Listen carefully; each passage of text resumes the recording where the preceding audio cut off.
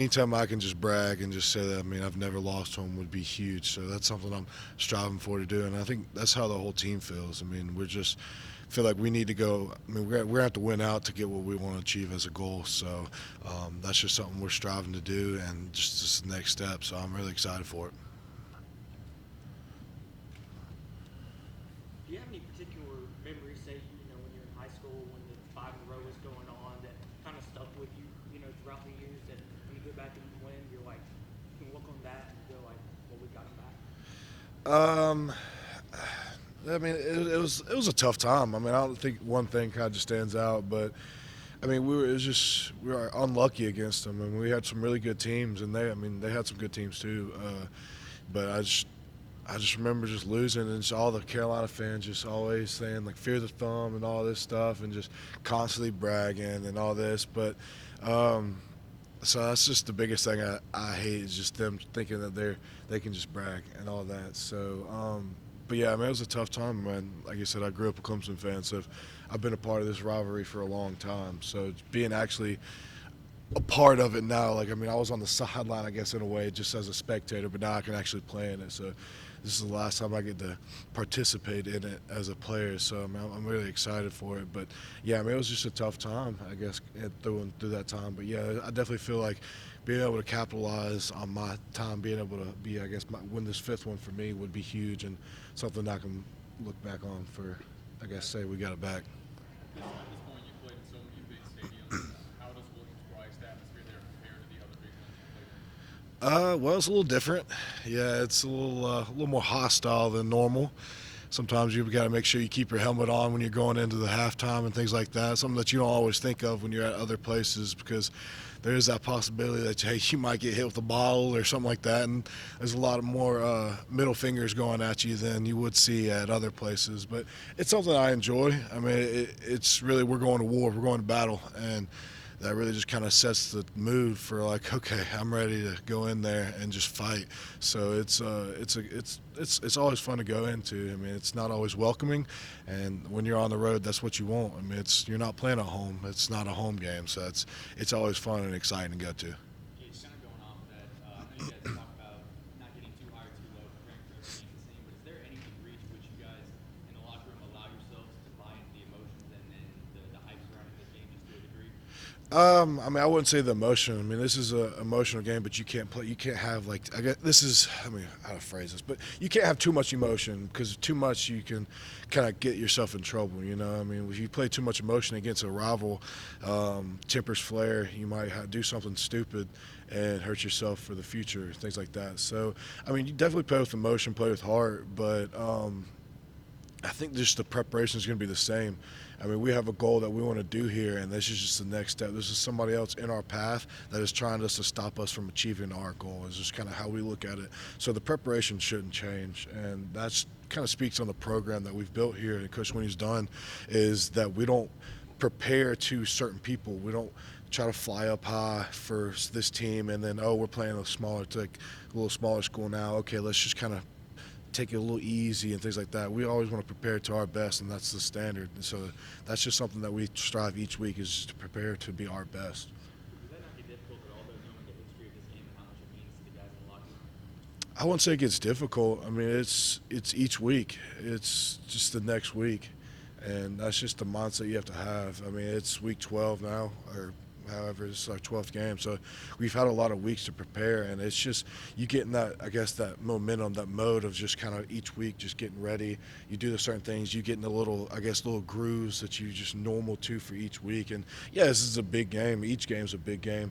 I mean, lose this game, yeah. I mean, it hurts. But I'm telling you, if you lose that first game, the third, whatever game you lose, it's going to hurt. I mean, if we would have lost any game prior to this, we wouldn't have a chance to play in maybe an ACC championship or bowl games after that. So it's huge. Each game's big, but this one just has a little, I guess, a little bit more meaning behind it because this is a in-state rival and something that you can carry on with the whole year to it. But I think just the preparation stays the same. It doesn't really matter who you play, but there's just a lot riding on this game. How would you describe the build up, just having the extra week off leading up to this game? Um,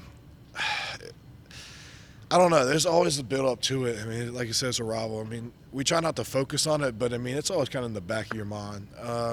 But I mean, I don't know. This week off was weird, just because I know we're about to play them, and just thinking like, man, I just feel like I need to be doing something, and so just kind of like relax. And I was watching film and things like that, but I just felt like sitting at home watching other teams play. I'm like, man, this is just weird. I don't like it. So, but I'm glad to be back and just getting back in that regular groove of preparation. So. But I'm just excited. I mean, we had a good week of break, and everybody's just rejuvenated and just ready to go. So it was huge. What is the victory walk like in general in terms of doing it every week and kind of part of the pregame routine, and then what's it like doing it at that stadium? What was the first part? I'm sorry. The walk. The walk. Okay. Yeah. Yeah, I've seen a lot of stuff to them talking about the walk. I mean, it's something we do every year, every week. I mean, whoever we play, it doesn't matter. It's just something that we do as a walk of champions. It's something that gets us in the mode, I guess, and it's just to honor the teams before us in a way, and also just kind of what we've done. But it's not a jab to any university. It's not a jab to any team that we're playing. It's just something for us as a program, something that we do for ourselves. It's not towards anybody else. So I mean, it's good. Gets us in our mind, but gets our mind right before the game. But no team should take that as a jab or anything like that. So shouldn't get anybody going. The rivalry aside, with the Walk of Champions, isn't a lot of it maybe just different? Because I don't think you're always walking right into the teeth of the student section. Exactly. The student sections are always spread out in different parts of the stadium. So it seems like here, even though it's a heated rivalry, it's kind of more rare that you're walking straight into the student section's face. Yeah, it's different. I mean, we don't ever pick what side of the field we warm up on or anything like that. So that's always predetermined, I guess, to each stadiums. But, yeah, I mean, it just happens that we walk into their student section. We're not trying to get them going or anything like that, fire them up. It's just something that we always do, and, I mean, it's something that we're always going to do. Doesn't matter who we play. It's not something we're going to change. It's history. It's something that'll stay true. And unfortunately, we walk into their student section, so hopefully nothing bad happens, but just get it over with and let's go.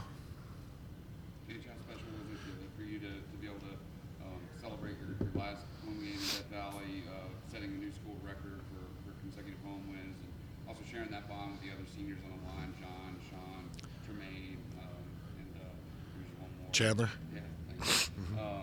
Did you have a chance to reflect on that during the bye week? Yeah, I mean, it was huge. That whole experience was just incredible. I mean, it's hard to think that my time playing in Death Valley is over, and it was bittersweet in a way, just because that way I guess keeping that win streak on and just kind of passing that torch on to the next group is over with, which is nice. And but it's going to be sad just knowing that I don't have a chance to play there anymore. Next time I come back, I'm going to be a fan sitting in the stands.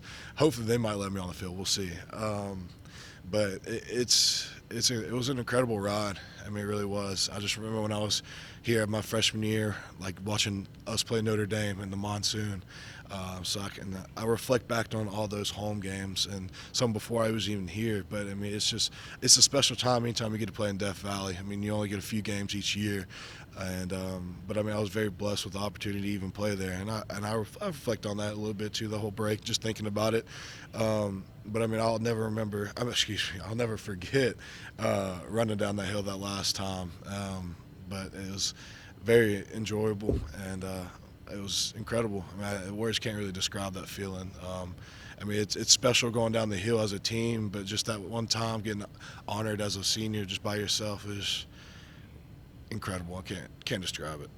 Is Kinlaw about as good as you guys would have seen up front all year? And also, how important is it to make sure you know where he is at all times and kind of making him have a poor to average game? How important is that as far as success overall? I mean, he's arguably the best defensive tackle we'll face all year. And then you said, what was the second part? I guess. Just how important is it to kind of make sure that you get double teams on him or get Yeah. help on him and just kind of making sure he doesn't go. I mean, yeah. I mean, I think first you said, I guess, play a poor game. I hope he plays his best game. I really do, because I mean that'll help us out offensively as an offensive line, just kind of growing our credit, things like that. So I hope he plays lights out. I hope they all do. But yeah, I mean, we definitely need to know where he's at on the field. I mean, he's a very dynamic, very strong, fast, strong, agile player. I mean, you need to know where he's at, and he's very disruptive. So we really need to understand break down some film, see what he does tendency-wise. But he's a great player. He's going to be a tough challenge for us each snap. So I'm really looking forward to it, though. I mean, to really show we talked that we want to be the best offensive line in the country. Here's our challenge right now. So this is something we're striving for this week, just to be the best. So I'm excited for this challenge.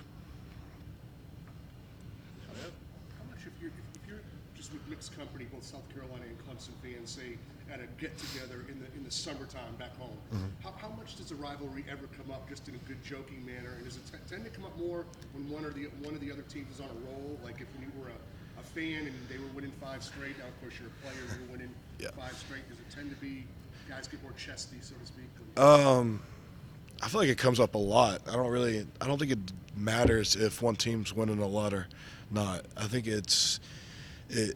you go back and forth at each other, and there's always talk about something. I mean, they'll always find some stat. They'll try to bring something out that they may be better at than we are, vice versa. So there's always that little bit of going at each other.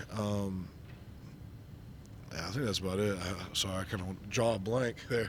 But yeah, I mean, I think it's always a good argument going back and forth. I mean, even when I walk home, I don't ever walk home, excuse me. But even when I'm at home walking around, things like that, people will come up and just kind of make little remarks here and there. And I was like, yeah, that's fine. I mean, I just kind of let it go, shrug it off. It's not that big of a deal. So, but yeah, I mean, that's something I always grew up with. But I try not to let it bother me too much, just because I've been a part of these 4 years in a row of winning and things like that. So I'm sure if I was in a different shoes that it'd be tough trying to listen to it, because you can't really say anything to it. And I mean, I would never say anything back, but I just know in the back of my mind, okay, that's just talk. I've proved it, and we've won 4 games in a row, so something I don't really